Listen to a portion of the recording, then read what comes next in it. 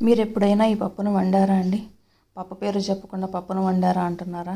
అదేనండి, ఉప్పు కారం పప్పు అంటారు కదా. చాలా సింపుల్గా ఉంటుందండి, చాలా ఈజీగా అయిపోతుంది. మన దగ్గర కూరగాయలు ఏమీ లేనప్పుడు, మనకు ఎక్కువ టైం లేదు వంట చేయడానికి అన్నప్పుడు ఈజీగా ఈ పప్పును తయారు చేసుకోవచ్చు. ఒక గ్లాస్ పప్పు తీసుకొని కడిగి వాటర్ పోసుకుంటే సరిపోతుంది. పప్పుకు సరిపడా వాటర్ 1కి 2 పోసుకుంటారు. ఇంకొంచెం ఎక్కువ లూజ్గా కావాలంటే కొంచెం ఎక్కువ పోసుకోవచ్చు అండి. అంతే, పప్పును శుభ్రంగా కడిగేసి నీళ్ళు పోసుకుంటే సరిపోతుంది.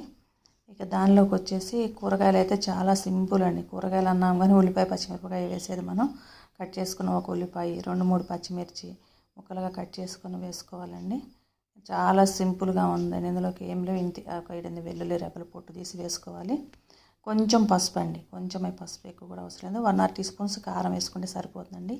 ఇది వచ్చి సంబార్ కారం అంటాం కదండి, సంబార్ కారం. కొంచెం చింతపండు అండి, అంతే.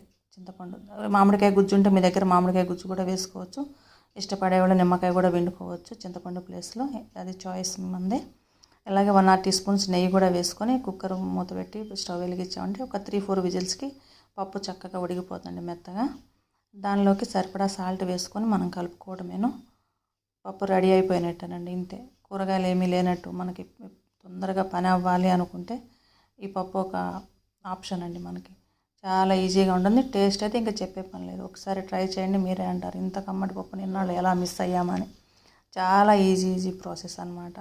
ఏముందండి, అంతా ఒక 2 నిమిషాల్లో మనం పప్పు కడిగి 2 ఉల్లిపాయ ముక్కలు పచ్చిమిరకాయలు కోసి పొయ్యి మీద వేసామంటే పప్పు ఉడికిపోయింది, రెడీ అయిపోయింది, అంతే.